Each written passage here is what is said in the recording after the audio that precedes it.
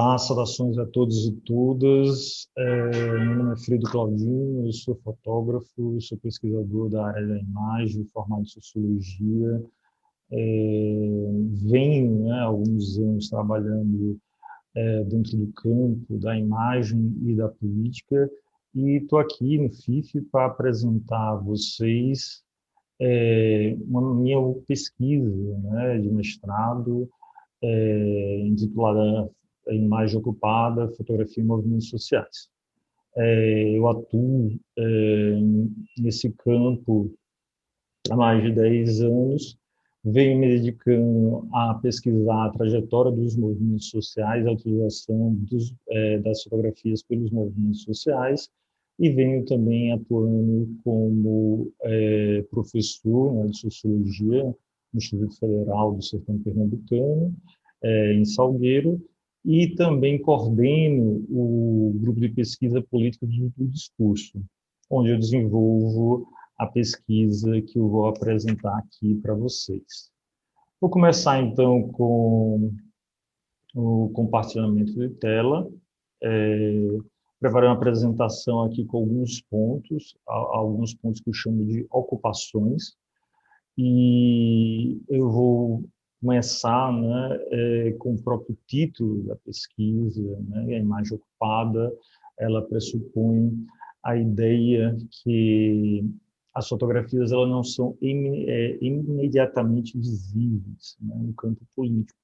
Elas precisam de processos, de estratégias de intervenção, né, para que ela consiga cumprir com o seu propósito, que é representar uma mensagem, produzir significado.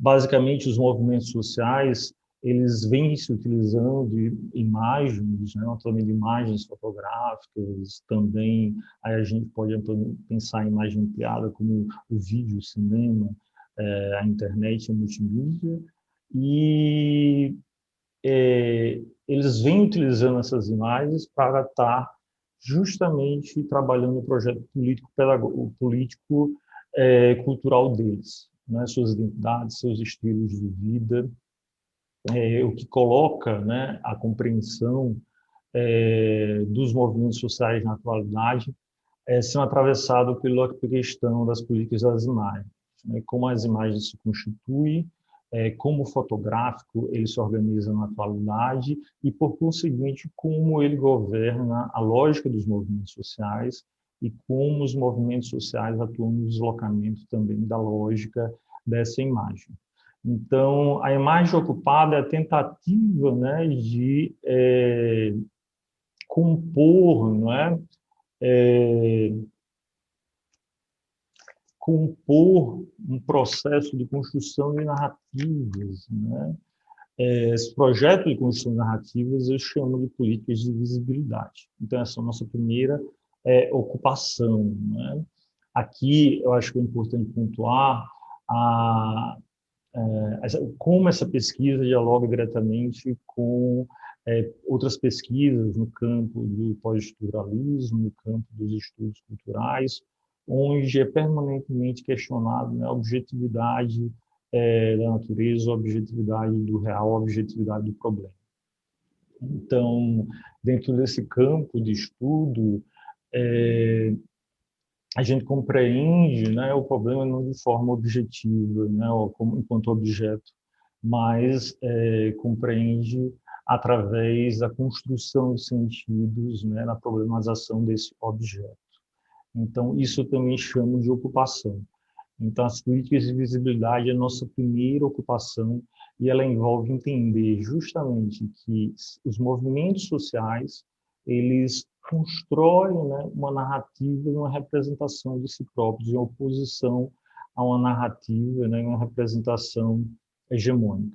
A representação hegemônica é aquela representação que a gente tem acesso na mídia, nas revistas, nos jornais, em todos os ambientes, né, mediatizados, né? Então, a política de visibilidade ela vai construir essas narrativas, né, através das identidades dos movimentos sociais, através dos seus projetos culturais e, sobretudo, seus projetos identitários. E vai se contrapor, né, a tudo que está estabelecido no plano da mídia industrial, da mídia corporativa, enfim. Né? Minha segunda ocupação, né, ela envolve a gente perceber que houve um deslocamento, né, do campo das políticas de visibilidade, do campo do textual para o campo do visual. Se a gente for pensar os movimentos sociais na atualidade, pegar o nosso repertório individual, o nosso repertório pessoal de imagens, né, que estão impressas na nossa mente nos últimos 50, 40 anos, a última metade do século para cá, do século passado para cá, a gente pode trazer inúmeros exemplos, né, de movimentos sociais que foram articular sua política, foram articular seus conflitos através de imagens. Então, a gente pode pensar em Paris, 68, nas barricadas do desejo, os protestos da guerra do Vietnã, o surgimento do movimento hippie, o surgimento do movimento feminista, do movimento negro, com a luta dos direitos civis, a luta contra o apartheid. A gente pode pensar já nesse século também o Occupy Wall Street, e a gente também pode imaginar esse campo de luta sendo travado por imagens, né, em alguns movimentos que são diretamente, né, associados e podem ser compreendidos, né, com um golpe de olhar, com um golpe de vista. Né? Então, eu creio que, por exemplo, a parada gay, né, do orgulho LGBT, ela é um exemplo muito profícuo, né, desse tipo de movimento social, né, que vai travar as suas lutas ali dentro do campo, do plano, né, das políticas de visibilidade, construir a sua identidade através de elementos visuais e fazer essa disputa através, né, de imagens. A minha segunda ocupação que eu queria fazer em torno do conceito de movimentos sociais. As categorias, né, compreendidas dentro dessa perspectiva, né, elas não são vistas como uma forma de objetificar os movimentos sociais. Então, os movimentos sociais, eles podem ser problematizados de diversas formas, eles têm há uma tradição inteira dentro do campo da sociologia que vai teorizar sobre esses movimentos sociais, e eles aparecem pela primeira vez na história como representações do conflito, né, capital-trabalho, notadamente aquele conflito que começa com a modernidade. Então, movimentos sociais, desde o seu surgimento, ele tem a origem justamente no movimento operário, aquele movimento que vai ser elaborado a partir da Revolução Industrial, a partir da consolidação do capitalismo, né, industrial, que vai construir o antagonismo de classe, notadamente entre a burguesia e notadamente o proletariado. A esse campo de estudos, né, a gente chama de paradigma europeu dos movimentos sociais. O paradigma europeu ele é um paradigma essencialmente marxista, que ele vai se centrar na luta, né, entre antagonismos que são criados entre a classe operária, a classe dos trabalhadores e a classe dos donos dos meios de produção, a classe da burguesia. Né? Então, a gente diz, né, que esse paradigma ele teve vigente na compreensão dos movimentos sociais até mais ou menos a primeira metade do século XX, até que aconteceu uma série de deslocamentos no plano do social, que levaram a uma compreensão de um novo paradigma que a gente chama de novos movimentos sociais. Os novos movimentos sociais, eles perceberam, né, a emergência de um novo tipo de movimento social que não está mais ligado ao elemento de classe. Ele elabora, né, uma luta que a gente chama policlassista, ou que a gente compreende como uma luta identitária. Então, a gente tem que, no pensamento marxista clássico, o capitalismo ele leva à simplificação dos atores sociais. A ação social organizada pelos movimentos sociais, ela acaba sendo aquela ação promovida, né, por um desses atores sociais, que é justamente os trabalhadores. O deslocamento ao longo do século XX, da estrutura do capitalismo, levou, né, à fragmentação dessa classe trabalhadora, né? Então, a gente percebeu o surgimento de novos movimentos sociais, notadamente, né, o movimento estudantil, o movimento feminista, o movimento negro, o movimento de luta pelo meio ambiente, o movimento pacifista. Ah, existe uma pluralidade, uma diversidade de pautas hoje que vão para além, né, do paradigma clássico dos movimentos sociais centrado na ideia de classe. Então, a gente diz que o primeiro deslocamento para entender os novos movimentos sociais é a fragmentação da classe trabalhadora, né, dentro dessa nova perspectiva de reorganização das estruturas produtivas. Novamente, a passagem ali do Taylorismo, do Fordismo, para o pós-Fordismo ou utopismo, como muitos chamam, né? A ideia de salário, a terceirização, o fim do estado de bem-estar social, do estado de providência, o início do neoliberalismo, tudo isso vão promover mudanças estruturais na forma de organização da classe trabalhadora e vão permitir o surgimento desses novos movimentos sociais. Na minha leitura, né, e de muitos pensadores do campo, a gente tem uma renovação, né, da categoria de movimentos sociais com a ampliação desses processos de luta, né? A gente tem a consolidação do sistema democrático, e esse sistema democrático ele também é visto como um processo, né, de administração da diversidade de conflitos.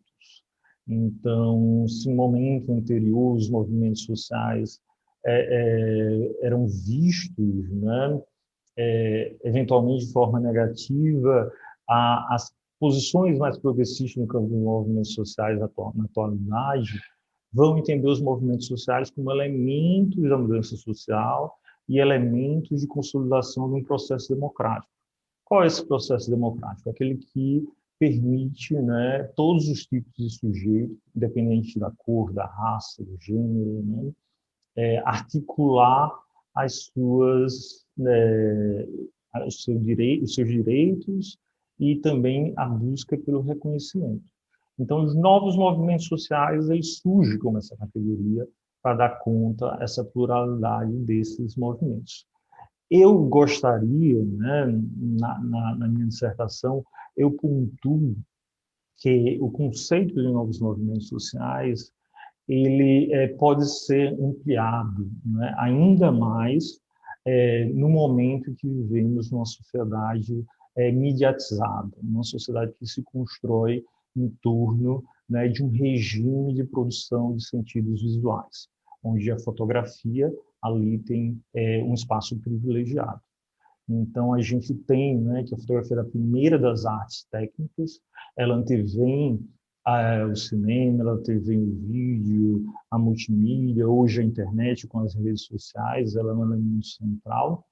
E no momento que ela entra dentro do jogo político, né, ela também promove um novo deslocamento, né, na forma como os movimentos sociais organizam seus projetos político-culturais, organizam também sua identidade e organizam, obviamente, sua narrativa e sua forma de representação.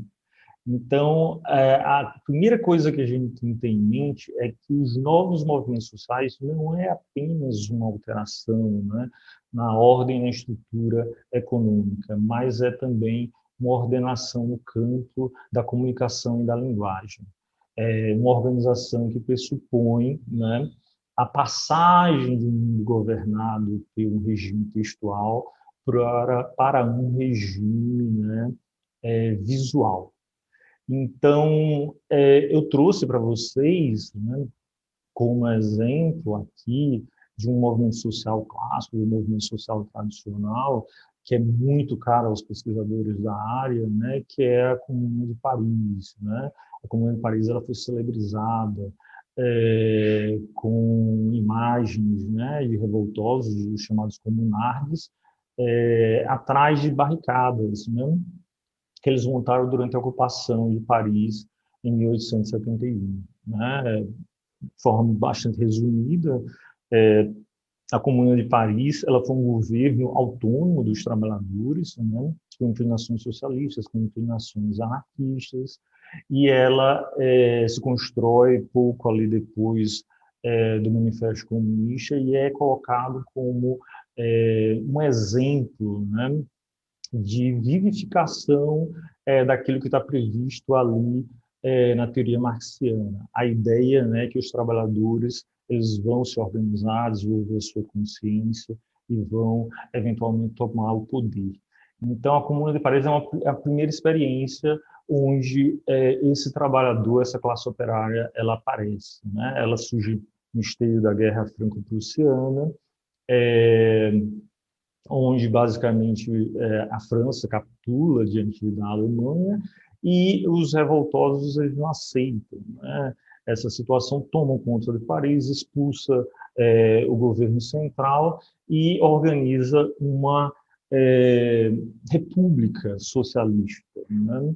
Então, grandes elementos que vão se constituir no movimento social no futuro aí surgem na Comuna de Paris. A Comuna de Paris institui a carga horária de trabalho em 8 horas, institui a polícia, institui a paridade de gênero, institui uma série de elementos, né, que só vão ser conquistados pelo movimento operário em processos de greve ao longo, né, do século XIX e do século XX. Então, ela curiosamente também é quase contemporânea, vamos pensar dessa forma, contemporânea do período da invenção da fotografia. Então, ela é registrada também, né, pela imagem fotográfica. Então, a gente tem dois elementos aí fundamentais, né, aparecendo. Primeiro é o sujeito, né, classe operária, o sujeito trabalhador, né, que até então só se pensava, né, na sua existência, ou se via, né, nas fábricas, nas indústrias, né? E aí ele toma a rua e ele também toma para si a fotografia, né?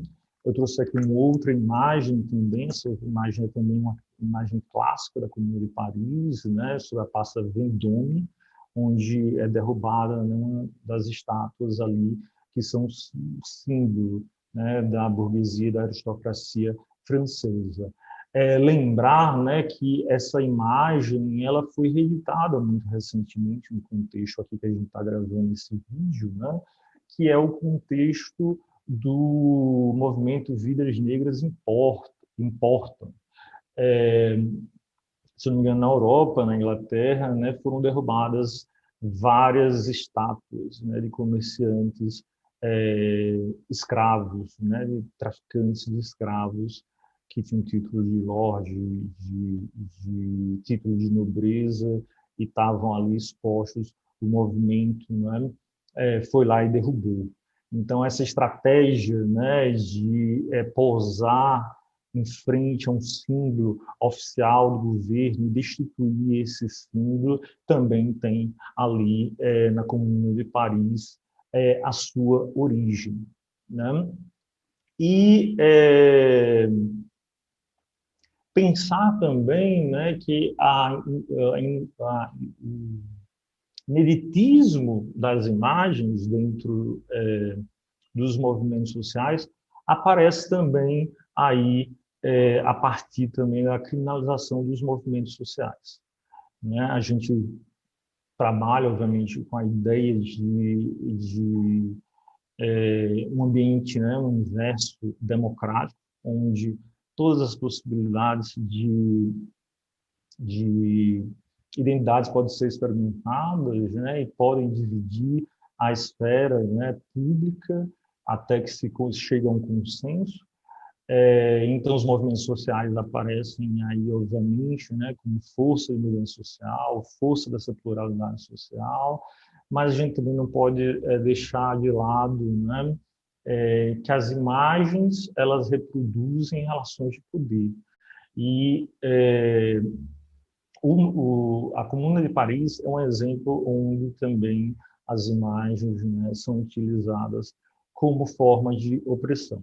Hoje, basicamente, é quando você liga a TV, ou vê no jornal, né, protestos e movimentos sociais sendo qualificados como baderneiros, vagabundos, criminosos, alguma coisa do tipo, né? É o processo típico de criminalização. Mas aí, na Comuna de Paris, a gente teve um processo ainda muito mais radical de criminalização, que aponta também para um outro deslocamento, que é a utilização da fotografia como meio de vigilância, né? Essas fotografias da Comuna de Paris, elas permitiram identificar uma série, né, de comunardes, e esses comunardes foram perseguidos e foram executados na famosa Semana Sangrenta. Acredita-se que mais de cerca de 20 mil pessoas, né, foram mortas no momento de capitulação, né, da Comuna de Paris. Então, há uma outra imagem também muito popular que eu não trouxe aqui para vocês, mas está presente na minha dissertação. No final da apresentação, eu convido vocês a ver depois essa imagem, né? Essa imagem mostra justamente caixões, né, dos comunards mortos, né?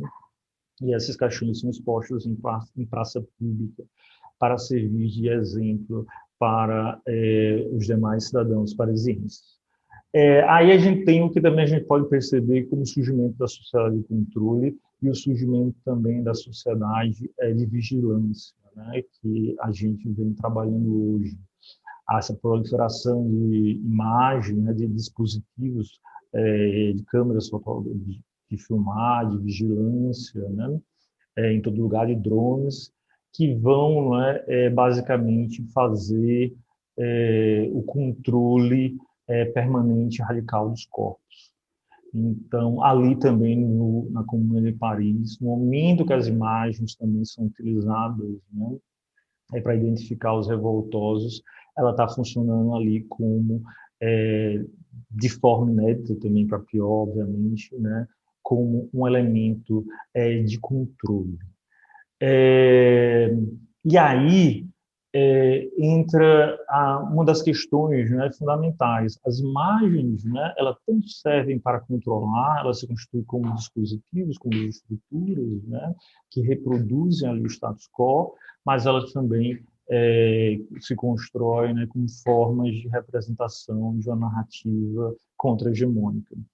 Então, quando os movimentos sociais eles fazem questão, né, de ir à rua, né, derrubar uma estátua e se fotografar diante dessa estátua prostrada no chão, eles estão justamente tentando elaborar, primeiro, a sua identidade enquanto classe trabalhadora, que era até então inédita nesse momento, e segundo, né, uma narrativa da sua história. Aquele movimento precisaria, né, ser não apenas registrado, ele precisaria, né, se constituir como uma guerra também de imagens, né? O conceito clássico de Marx, de luta de classes, aqui a gente pode utilizar o conceito também, né, de luta de imagens ou guerra de imagens, no sentido que uma imagem ela pode ser interpretada, né, de múltiplas formas. Então, as mídias hegemônicas estão sempre preocupadas em classificar imagens desse tipo, como eu falei, né, como imagens de baderneiros, imagens, né, de criminosos, ocupados, vândalos, alguma coisa que o valha. Mas o movimento está sempre atuando, tentando ocupar um outro sentido, o sentido, né, que é das suas identidades e dos seus estilos de vida. Então, eu queria propor uma terceira ocupação, né, a gente pensar a fotografia, né? A imagem fotográfica como um elemento privilegiado desse universo, né? Que é eminentemente visual. Se nós compreendemos os movimentos sociais não apenas como uma pluralidade, né, de identidades que vai para além daquilo ali, né, que foi colocado pela Comuna de Paris, a gente pode compreender a fotografia como um meio pelo qual essas identidades e esses estilos de vida eles são elaborados, né? A fotografia, desde o seu surgimento, ela tem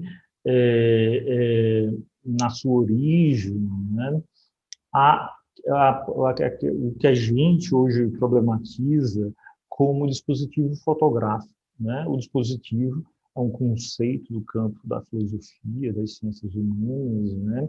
Que advém de Foucault, que foi muito bem trabalhado por Georges Agamben, e também aparece aí em Gilles Deleuze, né? Sobre o nome de agenciamento, e remonta origens também ali dentro do pensamento marxiano, né?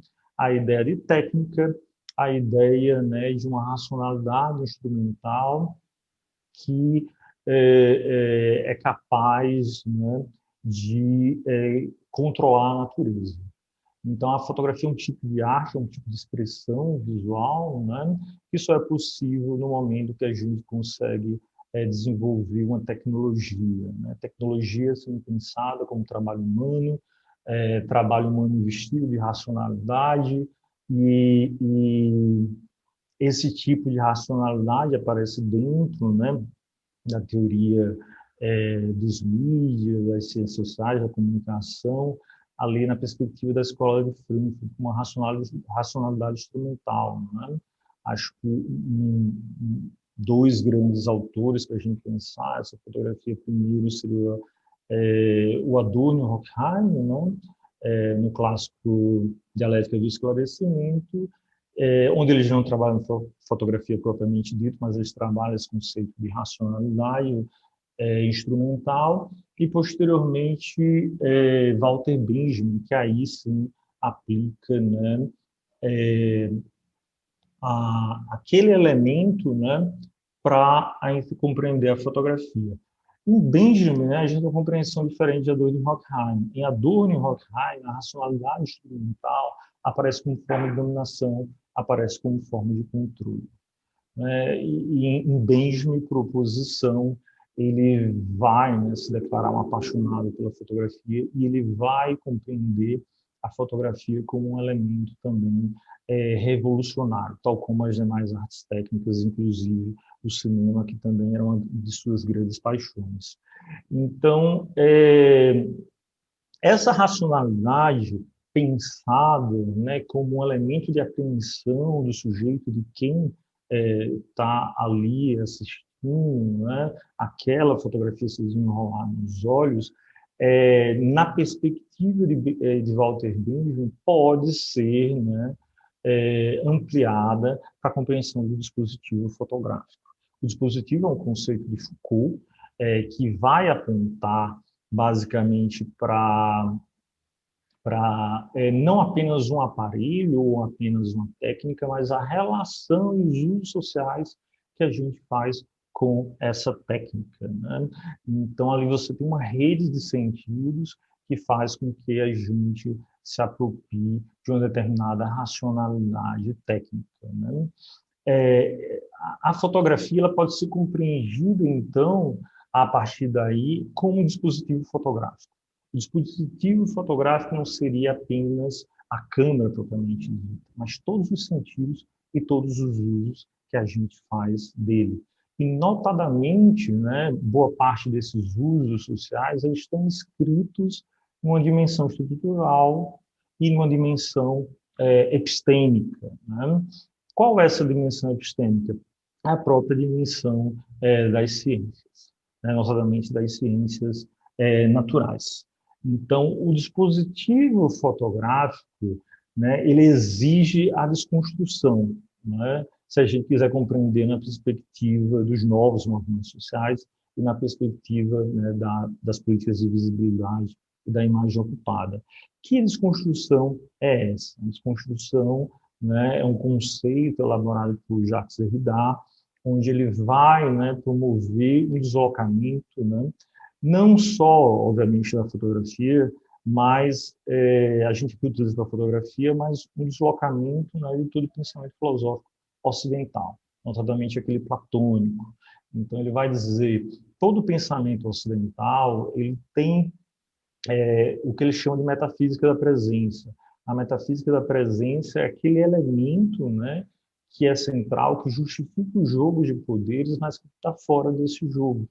Né? Ele vai falar do Eidos, ele vai falar da Arquê, ele vai falar de Deus, ele vai falar do ser humano, Logos, todos esses elementos na qual se centram, né, a nossa forma de se relacionar com o mundo, do ponto de vista filosófico, do ponto de vista, né, da linguagem, eles acabam tendo um centro. Né? Esse centro do dispositivo fotográfico a gente pode compreender como referente.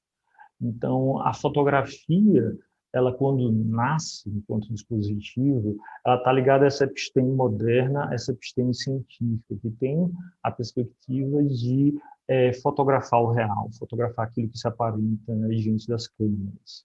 Então, a fotografia ela está presa a alguma coisa que existe diante dela e ela é sempre a reprodução fidedigna daquilo. Né? Um bom exemplo que a gente pode pensar é o Talbot, né, um dos inventores da fotografia, e ele vai pontuar, né, a fotografia como um lápis da natureza, que a fotografia devia ser utilizada como instrumento científico, que ela é usada de objetividade, ela é neutra, né? E aqui o que a gente está vendo é justamente o oposto. Né?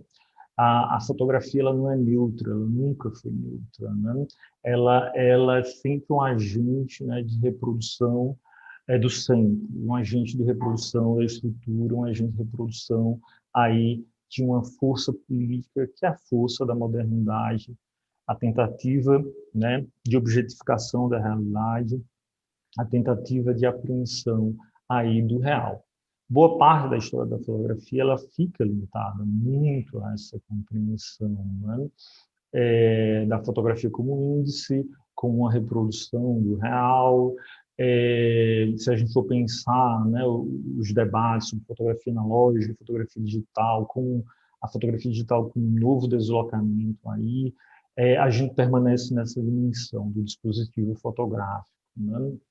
Porque basicamente o desenvolvimento da tecnologia ela fez tornar mais ainda a fotografia objetiva, mais ainda, né, capaz de captar a realidade tal como ela é. Derrida, com a ideia de desconstrução, vai dizer, né, isso é basicamente impossível. Né? Derrida ele vai produzir a sua obra na esteira, né, da virada linguística, onde permite a gente compreender que é impossível a gente acessar o mundo real de forma não mediada. A ciência ela teria essa ambição e a fotografia seria uma das maiores representantes dessa ambição. Ele vai dizer, então, a gente precisa sempre mediar o real através, né, da linguagem. Então, o real ele até existe, mas a gente precisa, sobretudo, significá-lo. Então, a gente precisa interpretá-lo, a gente precisa realizar um exercício que é um exercício aí de poder. Né? Então, a gente pode perceber, né, dentro dessa perspectiva, desconstruindo o dispositivo fotográfico, desconstruindo a objetividade da fotografia, a gente pode perceber o surgimento, né, de um outro campo que se situa plenamente nessa hegemonia do visual, que é o que eu chamo de pós-fotográfico. Né? Há variados nomes para isso. Né? A imagem expandida, o campo das artes, ele sempre trabalhou, a fotografia para além desse caráter indexical, sempre teve alterações, né, manipulações na imagem, hoje em dia a gente tem o Photoshop. Então, você tem uma erosão paulatina, né, da crença da imagem como essa representação fidedigna do real. Esse sentido ele sempre teve lá, né? Os primeiros entusiastas da fotografia, os primeiros inventores, eles sempre fizeram usos diversificados, né, da imagem fotográfica. Mas à medida, né, que a fotografia, notadamente o fotojornalismo, ele vai se consolidando como elemento ali do jogo político, do elemento do jogo da comunicação, a gente tem que a imagem, né, que pode ser muitas coisas, ela passa a ser limitada e resumida à assunção do real, né? Então, dentro do pensamento ocidental, isso aparece na filosofia analítica, a ideia de proposição, a ideia de que algo só pode existir se algo só pode ser representado se ele existir. Então, o pós-fotográfico, né, o deslocamento do dispositivo fotográfico é justamente a erosão dessa objetividade. É a tentativa de resgatar aqueles usos anteriores que a gente fazia com a imagem. A imagem manipulada, né, pensar aí, por exemplo, as vanguardas artísticas que faziam colagens com negativos, sobreposição, de imagens, intervenções no negativo, a utilização de processos, né, artificiais de laboratório, que hoje aparecem de forma muito evidente no Photoshop, a solarização, dodge and burn, coisas desse tipo, né? E, sobretudo, também a encenação, o mise-en-scène, né? O tableau, como o campo das artes vai discutir. As imagens, elas não necessariamente, né, captam o real. Elas podem ter intervenções ali que visam atingir um determinado objetivo, a construção de uma determinada narrativa. E os movimentos sociais eles têm consciência disso, né?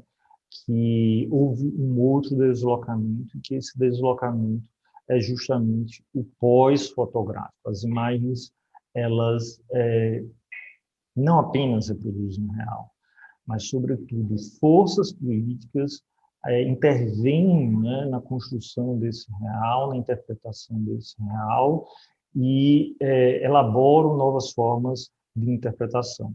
Os movimentos sociais, ao construírem uma política de imagens, eles estão operando, né, nesse campo do visual, onde a imagem ela agora foi libertada, né, do real, ela consegue, né, se instituir como objeto de arte, se instituir também como um objeto de disputa política.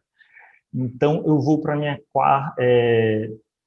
quarta ocupação e começar a gente tentar, né, compreender como é que se dá esse deslocamento, tanto no campo dos movimentos sociais, como no campo dos novos movimentos sociais. O campo dos movimentos sociais seria aquele que, basicamente, né, a lei da Comuna de Paris, que basicamente nenhum movimento social hoje na atualidade segue mais aquelas determinações ali, notadamente, né, a pauta classista, e ela vai justamente aprender, né, e empreender, né, o campo ali do político, né, das identidades e da cultura, né? Então, desde aquela outra primeira imagem lá que eu trago colorida, obviamente aí que eu trago como exemplo a parada do orgulho LGBT, que pode ser entendido, né, como um movimento social também, um novo movimento social que existe, né, há décadas aí trabalhando os direitos e o reconhecimento da comunidade LGBTQI, né?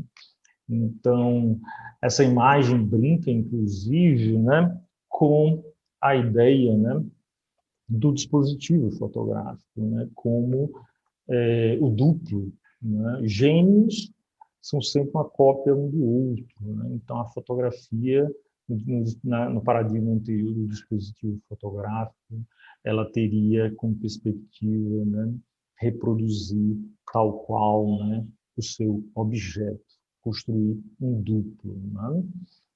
E aí, a gente, pensando também como se constitui essa imagem ocupada, a gente poderia deslocar, então, do referente, daquele centro, né, que o dispositivo fotográfico ocupava, para um campo indeterminado, um campo de contingências, um campo onde o que é central é a política, né? A política, ela se constitui ao a gente pensar a política de forma contingente, ela se constitui em oposição a qualquer dimensão transcendente. Então, quando a gente tem ali o centro, né, da estrutura, com o ser humano, logos, ou o real no campo da fotografia, a gente tem um conteúdo transcendente, né, na perspectiva aí de Spinoza, né? Os movimentos sociais na atualidade, os movimentos sociais tradicionais, de certa forma, ao pontuarem a questão de classe, estavam também se referindo a um outro centro, né? Aquela identidade que não era estabelecida em um processo político, mas era dada ao de antemão pela sua posição dentro do ambiente, né? Dentro do ambiente produtivo, né? Aquela posição que você estaria ali dentro do sistema capitalista. Então, o proletariado ele nasce, né, também com uma espécie de transcendência, né? Nos novos movimentos sociais, a gente vai trazer o proletariado, né, fragmentado na luta feminina, na luta gay, na luta do movimento sem terra, na luta da juventude, na luta do movimento ambiental e outros movimentos sociais contemporâneos, e ela vai ser também marcada pela dimensão do desejo, né? Que se constitui como a minha quarta ocupação. O desejo, né, no seu sentido clássico, como pensado através da psicanálise, né, freudiana, ele aparece na dimensão do inconsciente, né? Aí o desejo também a gente pode compreender como um elemento transcendente do ser humano, no sentido que todo ser humano deseja, e esse desejo está impregnado, né, dentro do nosso ser, dentro do nosso inconsciente. Curiosamente, né, em Freud também há uma centralidade ali dos sonhos, né? E o que permite a gente compreender também, mais aí à frente, eu vou voltar a esse assunto, a dimensão, né, do corpo como um suporte imediato para as imagens, né? Nosso exercício mental, nossa forma de ver o mundo é prioritariamente, né, realizada por imagens. A gente sempre se esforça, né, para estar racionalizando essa imagem, verbalizando ela para que ela seja permanentemente compreensível, né? Então, de certa forma, a psicanálise, ao insistir no processo terapêutico, ele está querendo, né, fazer com que a gente trabalhe em algumas imagens e torne essas imagens que estão dentro da gente, né, compreensíveis e possam ser lidas, né, através da chave da linguagem e através da chave também pensar aí, por que não, da racionalidade, né? O deslocamento que acontece nos movimentos sociais, o deslocamento ali que acontece na ideia da imagem, também vai acontecer na psicanálise para a gente compreender o desejo, né? É o que a gente chama de segunda virada linguística, né? Ou a chamada crise da representação. Então, nos movimentos sociais, né, a meu ver, aparece como novos movimentos sociais, E esses novos movimentos sociais são altamente mediatizados, né, no regime visual. Na fotografia, o abandono do dispositivo fotográfico e a desconstrução dele, né, sob a forma de um pós-fotográfico. No campo da psicanálise, você tem ali o desejo, né, migrando do inconsciente e indo para o campo da linguagem. Então, é famosa a frase lacaniana, né? O desejo, o inconsciente se estrutura como linguagem. Né? Então, quando a gente coloca o inconsciente no plano da linguagem, a gente está referindo aí aquele primeiro momento da virada linguística, do Saussure, do Jacobson, onde a linguagem aparece como uma dimensão social, né? Chamado tesouro coletivo. A linguagem, ela nunca está escrita, né? Nunca é construída pelo sujeito dentro da tradição de pensamento estruturalista. Ela é sempre, né? O sujeito é atravessado por essa linguagem. Essa linguagem ela é sempre social, ela é sempre política, né? E aí ela é sempre também um elemento do desejo, né? O desejo ele não passa a estar mais só dentro de si, mas ele passa, né, a ser estabelecido no plano do social, no plano do político, no plano da linguagem. Então, um outro autor que eu gosto muito, que é o Slavoj Žižek, né, um guia pervertido do cinema, ele traz essa dimensão da arte, né, de todo tipo de arte, como um elemento de construção do desejo.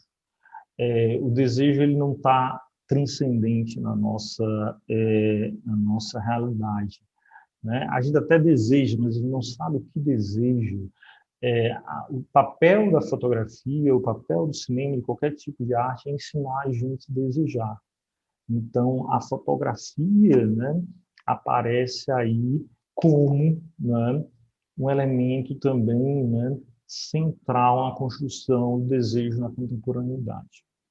E a gente também pode compreender, né, o pós-fotográfico como a dimensão atravessada, né, por esse desejo.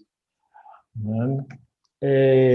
O movimento, né, LGBT e as paradas gays, eles têm origem basicamente, né, na Europa, notadamente na Alemanha, em Berlim, tem os registros das primeiras paradas LGBT, né, e uma das mais famosas, que hoje é rivalizada pela de São Paulo, mas ela traz, a meu ver, uma série de elementos que permitem a gente perceber o deslocamento do dispositivo para o pós-fotográfico.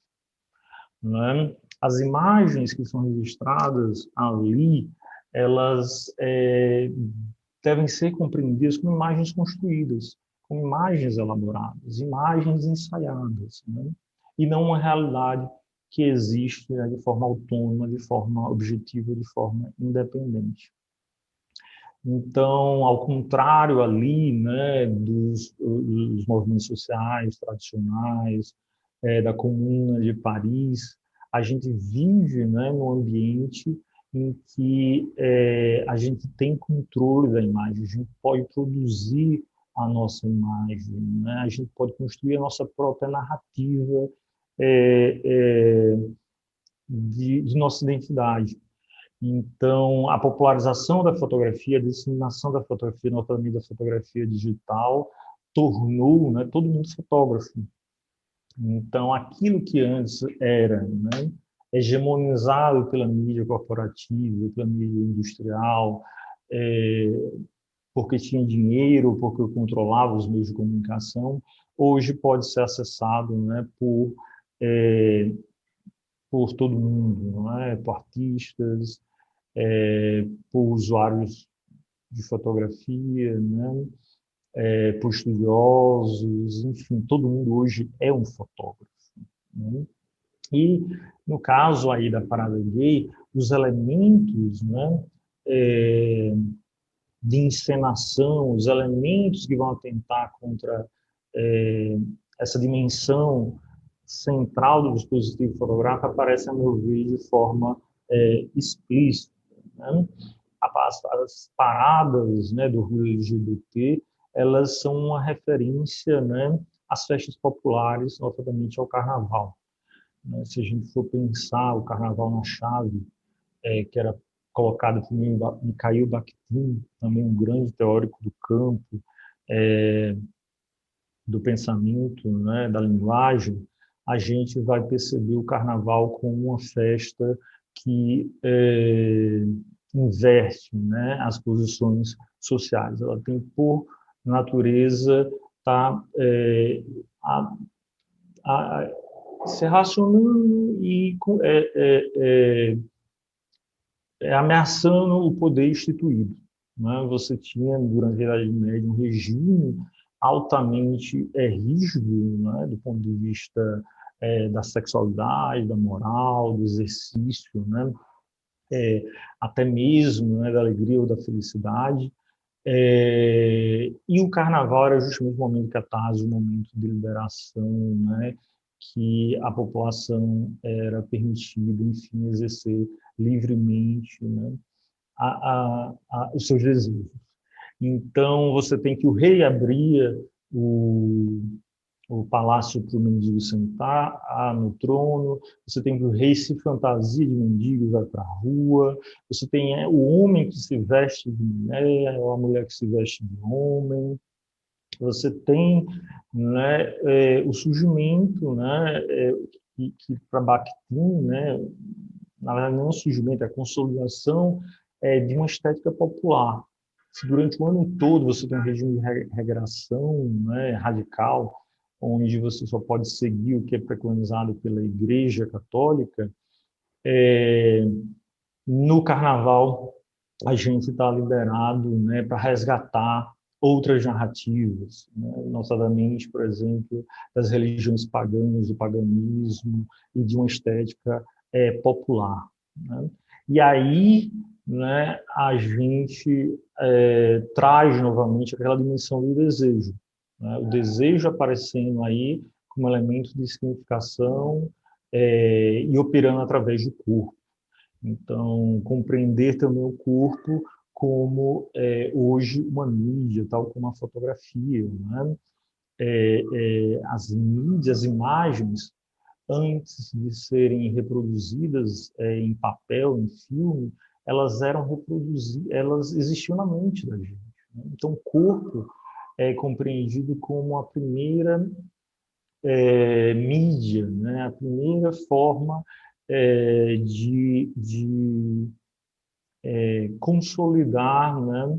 De construir imagens. Então, a gente sonha através de imagens, a gente pensa através de imagens, né? Alguns vão dizer que para essas imagens tornarem compreensíveis, elas precisam ser repassadas pelo texto verbal, como inclusive o Mikhail Bakhtin, mas na minha compreensão a gente consegue sentir, né, a imagem, compreender ela através apenas do olhar. Então as imagens das paradas LGBT, elas têm a perspectiva, né, de construir uma narrativa própria dos movimentos sociais, construir, né, a identidade, aí no caso LGBT, né, construir um estilo de vida próprio, não é? Ela não é mais repassada, né, pelo texto verbal. Se a gente for pensar ali na Comuna de Paris, na construção de movimentos sociais clássicos, onde aparece o partido, onde aparece o sindicato, né? Sempre há um setor ali de comunicação que estava preocupado em escrever, né, algum texto, alguém preparado para fazer um discurso, pegar no microfone, uma ocupação de um trio elétrico, por exemplo, né, em um protesto, com uma fala discursiva, né, uma fala textual. A parada, né, gay, ela não está preocupada com isso, né, apesar de, obviamente, ter ali o espaço para os discursos, para as intervenções orais ali garantido, né, mas ela está preocupada em construir sua narrativa e transmitir a sua identidade, seu estilo de vida através do corpo, através da imagem, né, através de suas práticas, né, onde é central a festa, onde é central, né, a alegria, onde é central a irreverência, e a gente também pode compreender esse espaço como invadido por outras dimensões, como, por exemplo, a dimensão da moda ou a dimensão da propaganda, né, onde a ideia de uma imagem encenada, de uma imagem construída, né, ela está estabilizada, enfim, sem grandes questionamentos, né? Mas os movimentos sociais, eles vão trabalhar e operar no sentido, né, de consolidar, né, as suas imagens a partir de seus projetos políticos e seus projetos culturais, a partir de suas identidades. E eu trago mais uma vez, a título de comparação, dessa vez uma imagem da Comuna de Paris, né, aí à direita, e uma imagem das paradas LGBT na atualidade. Né? Na primeira imagem a gente tem a Louise Mitchell, que é uma combatente da Comuna de Paris, foi uma das figuras fundamentais dentro da organização, né, das comunidades de bairro, pegou em armas, defendeu as barricadas, defendeu vários postos da cidade, defendia também, né, a perspectiva da liberação feminina, é reconhecida hoje como uma das precursoras do movimento feminista, né? E ela, justamente, né, foi captada aí nesse retrato, né? O retrato dentro do pensamento ocidental, dentro da representação da arte, né, do campo da arte ocidental, ele tem uma história própria. Se a gente for pensar o retrato, né, tendo o sujeito como elemento ali central. Então, a gente pode remontar, né, o retrato fazendo um exercício de análise de discurso, a formações discursivas, né, que vem ali desde a iconoclastia, no passado antigo, ao retrato real, né? No tocante à iconoclastia, é bem interessante, né, que hoje, né, existe todo um campo de estudo, né, que vai estudar a reação negativa às imagens, a tentativa de aversão contra as imagens, que é o sentido mais clássico que a gente tem da iconoclastia, mas, na verdade, a iconoclastia, ela quando surge, né, dentro ali, se não do fenômeno moderno, mas da Idade Média para cá, né, ela surge como uma tentativa de controle da imagem, né? A imagem, ela deixa de ser uma imagem religiosa e ela passa a ser a imagem, né, do soberano, a imagem do rei. Então, Constantino, quando manda riscar lá, né, os rostos das igrejas turcas, enfim, das áreas de atuação do Império Otomano, ele está trazendo para si, né, a compreensão da imagem real como uma imagem divina. Então, os reis na Idade Média, eles tinham o hábito de construir a sua identidade através de retratos. Eles tinham dinheiro, obviamente, para bancar, cada corte tinha o seu pintor oficial e, eventualmente, esses pintores, né, se dedicavam ao registro, né, dos feitos do rei, aos retratos do rei e aos retratos da família real. Quando a imagem fotográfica surge, né, ela surge, como eu tinha colocado aí, no mesmo período histórico de emergência da burguesia e de emergência dos trabalhadores. Então, a gente surge o que a gente chama de retrato burguês. Os burgueses começam, né, a perceber que a tecnologia da imagem fotográfica, né, é possível, né, ela ter uma imagem de si própria. Então, é um elemento de construção da sua identidade, né, enquanto sujeito moderno. Então, os trabalhadores, quando eles fazem aquele movimento, quando eles vão para os estúdios, né, serem fotografados, e melhor, né, quando eles tiram as câmeras dos estúdios e levam para as ruas, como no, nas barricadas, né, da Comuna de Paris, né, eles estão promovendo justamente a ocupação, né, de sua identidade, se construindo enquanto sujeitos ativos, né, e autônomos do seu processo. Então, hoje, né, o retrato burguês não faz mais tanto sentido assim com a democratização do acesso, né, à fotografia com os dispositivos digitais. Talvez a gente tenha hoje o selfie, né, o selfie como elemento aí central de representação das classes populares e das classes trabalhadoras. Mas o selfie ele já é um outro campo, né? Acho que daria uma outra palestra para a gente pensar a, a, a forma como o sujeito hoje, né, é incorporado através de um discurso do consumo de sua própria imagem. Você tem uma espécie de hiperindividualização, onde o sujeito ele constrói, né, imagens de si próprio, né, numa tentativa não mais de dominar, né, a narrativa, mas de reproduzir, né, a uma estrutura determinada, né, de determinações da imagem, né? Não é à toa que os selfies está todo mundo muito feliz, está todo mundo na praia, está todo mundo, né, em Paris, ou viajando, ou em algum lugar chique.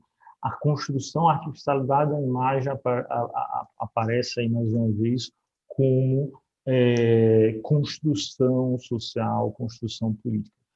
Hoje, com a fotografia digital, né, com o selfie, esse processo de construção política ele está totalmente disponível para qualquer sujeito, não apenas também para os movimentos sociais. Então, minha última ocupação, para a gente encerrar, estou chegando aqui no tempo, né, na limite aí na apresentação, eu queria, né, pensar, então, se a imagem, né, ela não necessariamente representa o real, tal como ele pensava o dispositivo fotográfico, qual seria justamente a origem da imagem, o seu grau zero, né? Se ela não significa o centro, o referente, né? E se a gente pode ocupá-la de variadas formas, né? Os movimentos sociais é uma expressão dessa ocupação, a gente traz, né, para o lugar do centro, que era estabelecido a priori, de forma determinada, né, transcendente, a gente precisa, né, construir outros centros, né, para que a gente tenha um processo de comunicação. Né? Há um conceito tradicional fortíssimo no campo do pensamento estruturalista na antropologia, né, construído pelo Lévi-Strauss, que é o de significado flutuante, onde um determinado significante pode possuir mais de um significado, né? Então, democracia, né, trazendo aí a contribuição do Ernesto Laclau e da Chantal Mouffe, né? Democracia a gente poderia entender, né, como um desses significantes, né? Aí existem variados projetos de democracia. Existe o projeto de democracia burguês, o projeto de democracia, de repente, aí da Fiesp, o projeto de democracia dos movimentos sociais, dos movimentos populares, né? Enfim, aquele significante ele pode ser cambiado por variados significados, né? O processo de comunicação isso ocorre no momento que a gente estabelece um consenso, né? Que a gente tem um efeito, né, bastante interessante se a gente for pensar a fotografia, apesar dela ter tido sempre o centro, e sempre ter sido sempre o real, né? Ela sempre foi polissêmica, ela sempre foi objeto, né, de múltiplas interpretações. Tanto é que é muito comum, né, cada pessoa que vê uma imagem, né, vê uma coisa diferente. Você tem todo um trabalho ali por parte do fotógrafo, do artista, do cineasta, dos movimentos sociais, né, mas sempre há aquele sujeito, né, que vai ler, né, através do seu repertório próprio de imagens, a partir do seu repertório simbólico, e vai compreender algo completamente diferente. Então, a imagem, ela sempre foi, por natureza, um significante flutuante, né? Era difícil imprimir nela um único significado. E a gente trazendo novamente o exemplo de democracia, né? O Laclau e a Mouffe, eles vão falar do significante vazio, né? O significante vazio é aquele significante que estaria, né, soterrado de sentidos, né? A democracia tem muitos projetos disputando esse sentido dela, e, curiosamente, quanto mais sentido a gente coloca, né, em torno do que é a democracia, mais difícil fica que algum desses sentidos, né, consigam se fixar como sentido consensual. Então, o Laclau e a Mouffe, eles vão dizer, né, há determinados significantes que recebem tantos significados que eles se tornam significantes vazios. Então, a minha aposta, né, é que o grau zero de toda imagem é justamente isso, o significante vazio. Né? Quando a gente tinha ali o dispositivo fotográfico com um real, esse real se construindo como centro, era fácil construir, ou pelo menos mais simples, construir um processo de fixação. Agora que você tem todo um processo político, um processo cultural, um processo de construção de desejos disputando aquela imagem ela vai se esvaziando cada vez mais. Então, a gente tem o que a gente poderia chamar, trazendo mais uma vez a contribuição de Foucault, né, uma ordem do discurso. Esse discurso compreendido agora como discurso visual, né, que precisa de uma analítica do poder para tentar empreender, né, uma leitura do social. Qual o sentido ali que está sendo fixado? Né? Se não existe mais um sentido transcendental ou imanente, todas as relações estão dentro do jogo, da estrutura, estão em disputa, você precisa atuar, né, de forma política para construir, né, o que Laclau e Mouffe chamam de hegemonia, né, no conceito clássico, aí trazendo outro pensador marxista, que é o Gramsci. Né? Gramsci vai dizer, né, a hegemonia é uma relação dialógica, uma relação que não pressupõe a eliminação do outro, não pressupõe um processo revolucionário onde tudo é construído do zero.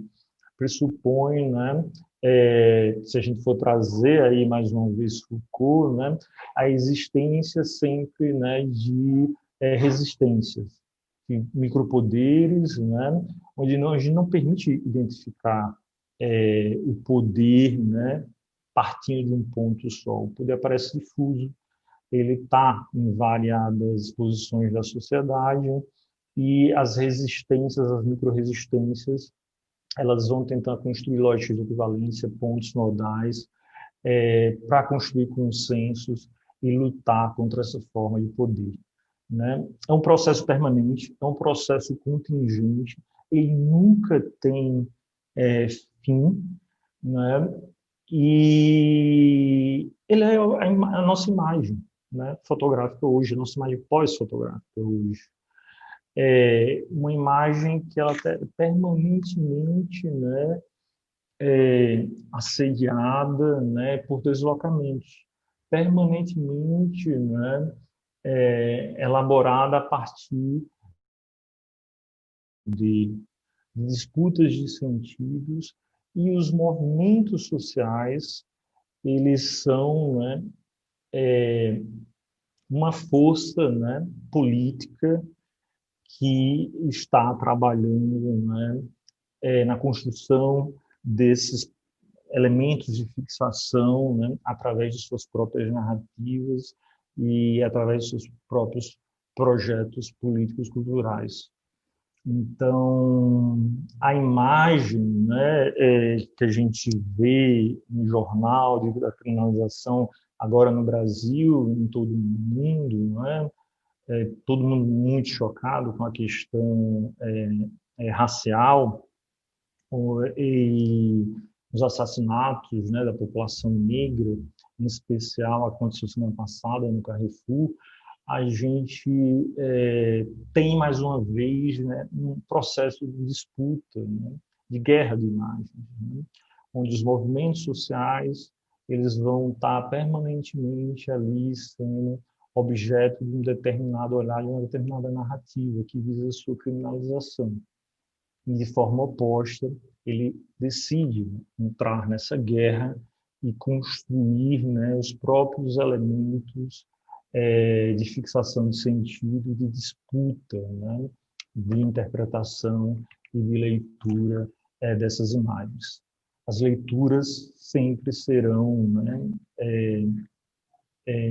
leituras, né, políticas. A natureza da imagem fotográfica é sempre, né, uma natureza social e política. Então, eu acho que dá conta para a gente começar, talvez, o debate, ok? Eu falei para vocês que essa apresentação de hoje é baseada na minha dissertação de mestrado. Ela está disponível na internet, no repositório da Universidade Estadual de Londrina, também no meu site.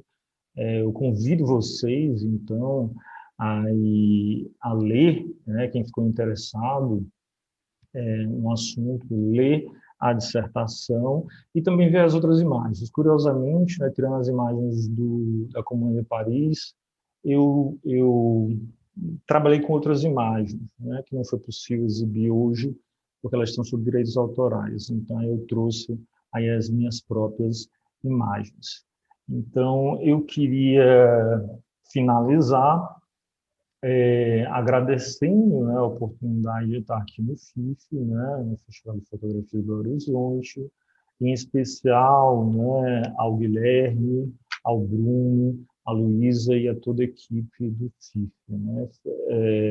Foi um prazer estar aqui com vocês e se vocês quiserem continuar aí com o debate, eu entro em contato depois.